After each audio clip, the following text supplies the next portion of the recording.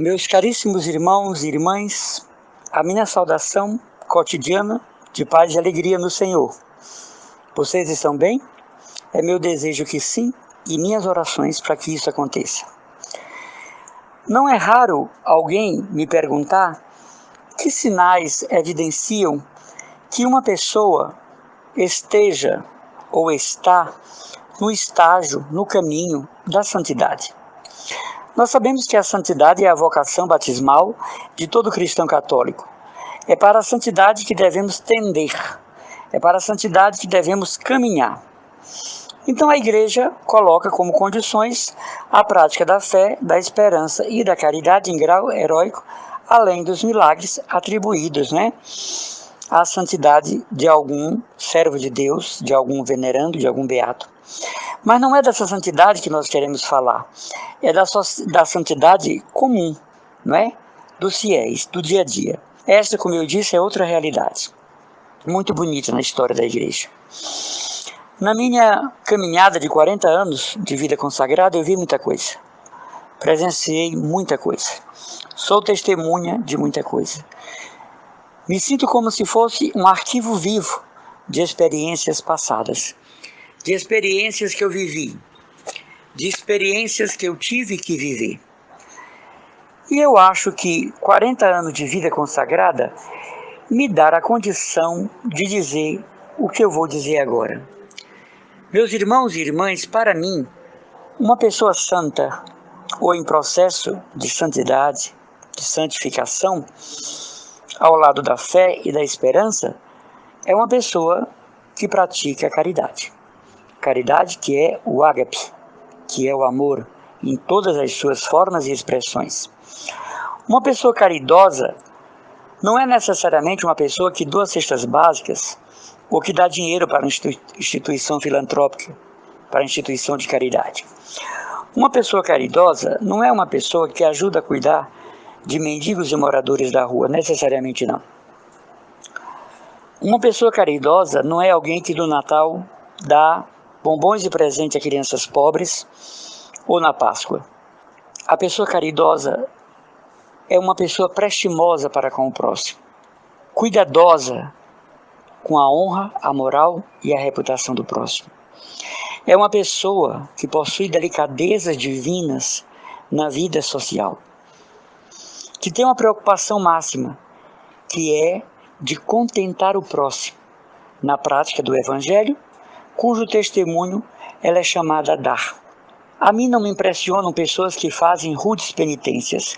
A mim não me impressionam pessoas que rezam 1000 Ave-Marias, que adoram o Santíssimo dia e noite. Não. Uma pessoa pode estar com os olhos no ostensório e estar pensando em outra coisa, e até mesmo em coisas muito vulgares.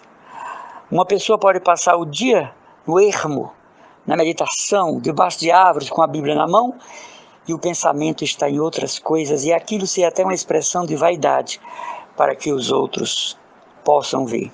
Caridade, ela é interior. Ela nasce no céu e se transverbera em nós na terra. Não adianta você ter uma vasta lista de qualidades se o princípio dela e o final dela não é a caridade.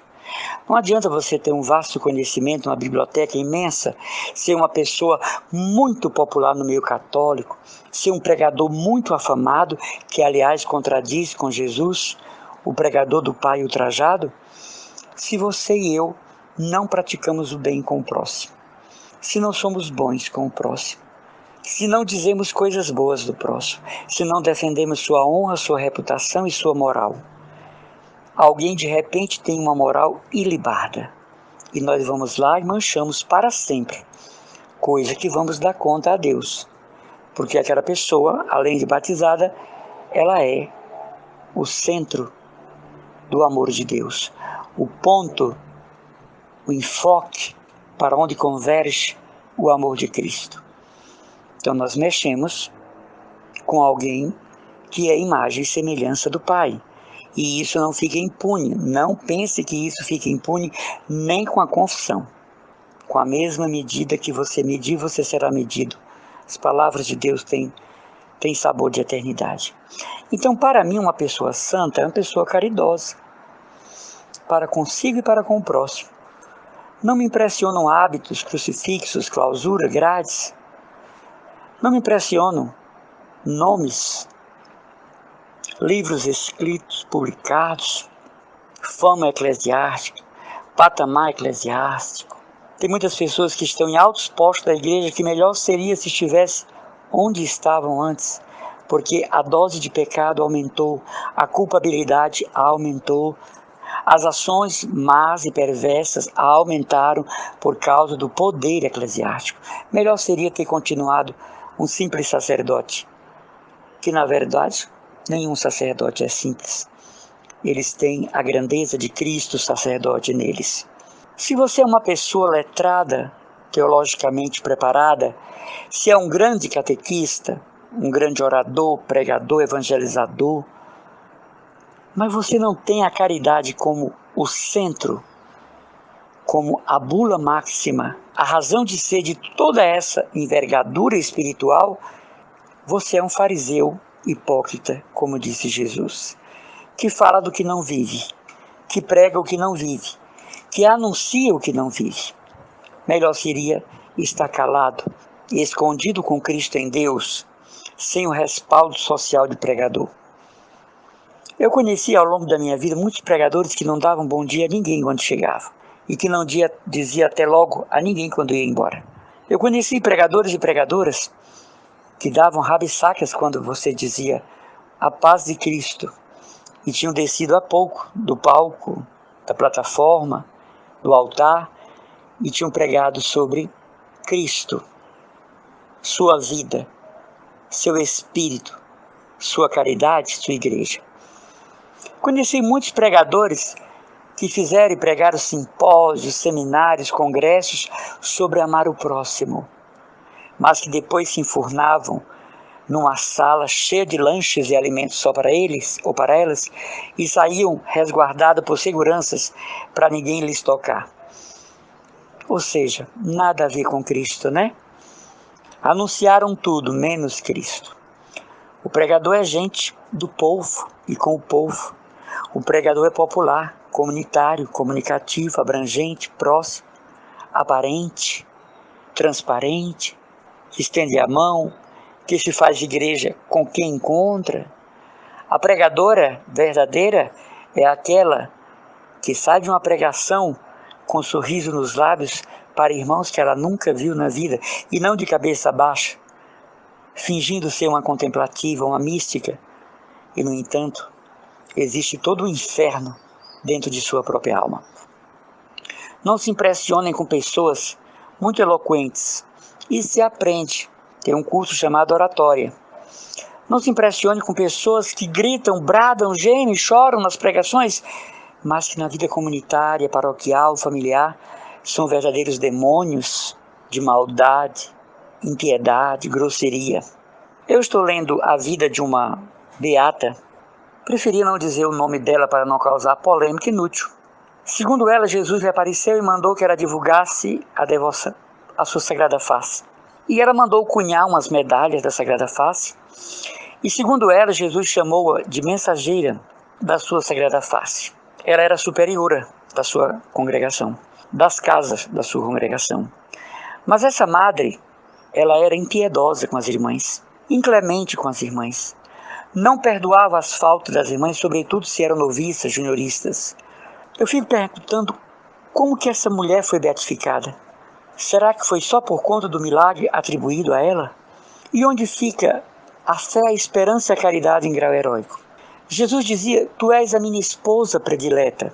Mas Jesus disse isso para Teresa d'Ávila? Jesus disse isso para Catarina de Sena, Consolata Betrone? Jesus disse isso para tantas monjas religiosas. Mas o procedimento dessa beata era de uma austeridade para com as irmãs, de um rigorismo na observância das regras e constituições da sua congregação, que deixou muitas irmãs doentes. Por exemplo, ela determinava quais as irmãs que iriam almoçar naquele dia e as que não iam, como penitência. Quais as irmãs que iam tomar a sopa de legumes da noite e as que não iam, as que iam dormir com fome. Ela escolhia os trabalhos mais pesados para as irmãs mais fracas, como penitência por alguma inadvertência na observância das regras. Então eu estou lendo a vida dessa irmã, dessa bem-aventurada, e eu estou perguntando o que levou a igreja a beatificar esta moça que de santa não tem nada, nada, nada, nada. E que tipo de culto à Sagrada Face ela espalhou, a não ser distribuir medalhas da Sagrada Face?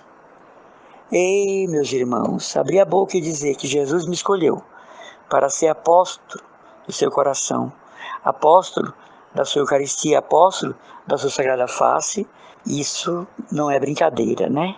Pressupõe uma vida que caminha igual às revelações, pressupõe uma vida que acompanha as orientações das visões, como por exemplo as aparições de Nossa Senhora da Salete não são hoje acreditadas por causa da vida que vieram a levar os dois videntes. Então nós temos que ter muita prudência. A santidade de uma pessoa é medida pela sua caridade para com o próximo, o respeito com o outro, cuidado com o outro, o zelo para com o outro. Não se iluda com pessoas muito piedosas, essas são as piores, porque escondem por debaixo de um olhar sereno uma maldade mental, uma arquitetura do mal em seu cérebro contra o outro. Acredite sim numa pessoa sinceramente caridosa, sinceramente inimiga de fofocas, afastada de maledicência. Nenhum contrato com a desonra do próximo, nenhum procedimento para arruinar o nome de alguém. Acredite em pessoas que são caridosas de modo espontâneo e nelas nada é leviano, nada é forçado, nada é uma conjuntura de estratégias para mostrar que é cristã católica. Isso é espontâneo, brota, não é? Surge, se manifesta, se exterioriza. Então, para mim, o conceito de santidade não são obras, mas se a pessoa é verdadeiramente da caridade, caridosa com o próximo, com o seu semelhante. E eu volto a dizer, não é da cesta básica, não é dar um dinheirinho no final do mês. É ser, não é? Então, que a gente guarde isso para dentro de si, não é? Se foi muito boa, mas praticou o mal contra o próximo, não foi boa. Se foi muito piedosa, mas não praticou a caridade com o próximo, não foi piedosa, era tudo fingimento, falsidade, hipocrisia, né, dos fariseus. Se era muito eloquente quando pregava, mas um fofoqueiro nato em toda a cidade, em toda a igreja, era um falsificador do evangelho. Se era uma pessoa que falava com uma eloquência, mas não tinha caridade, era apenas alguém muito bom na oratória que a Academia de Letras poderia homenagear e dar um título, mas não um pregador nato do Evangelho. Eu queria pedir a você que você guardasse no seu coração esta minha palavra. Santo é quem pratica a caridade em todas as suas dimensões, que não dá apenas coisas, mas atitudes e procedimentos, né? Então, eu não me impressiono com pessoas que aparentemente são muito piedosas. Eu conheci muitos casos que estão até falando em processo de beatificação, mas acho que eu serei uma pedra no caminho desse processo de beatificação, porque eu tenho coisas para testemunhar que esta pessoa fez contra o próximo, que desonrou a honra e a moral do próximo, que arruinou a reputação de pessoas, que acabou com o bom nome de pessoas. E essa pessoa não vai ser beatificada porque eu darei o meu testemunho nas redes sociais. Se depender de mim, eu não permitirei nem que o processo vá adiante, porque estou enganando o povo. Era uma mulher má, perversa, cruel, que gostava muito de ser sarcástica e que adorava uma fofoca e fingia ser uma religiosa santa. Eu não deixarei, pelo meu testemunho, que esse processo de beatificação avance. Não podemos colocar nos altares quem não pode estar lá. O cristão é assim, ele é justo. Que Deus assim nos abençoe, nos cumule de graça e o próprio Deus nos alerte quando nós não somos caridosos, para não cairmos nesse mar, nesse colegiado, nesse conciliábulo de hipócritas que andam para cima e para baixo com aparências meigas e doces, mas são verdadeiros luciferinos, anjos escolhidos por Lúcifer para atuar dentro da igreja. Então, ponha no seu coração, santa é quem pratica a caridade com o próximo. O abraço e as orações do irmão Emanuel, consagrado que sou, da comunidade católica Mariana Cristo Dominus, da paróquia de Santa Luzia Lumerelli e da nossa casa-mãe, na Nerolândia.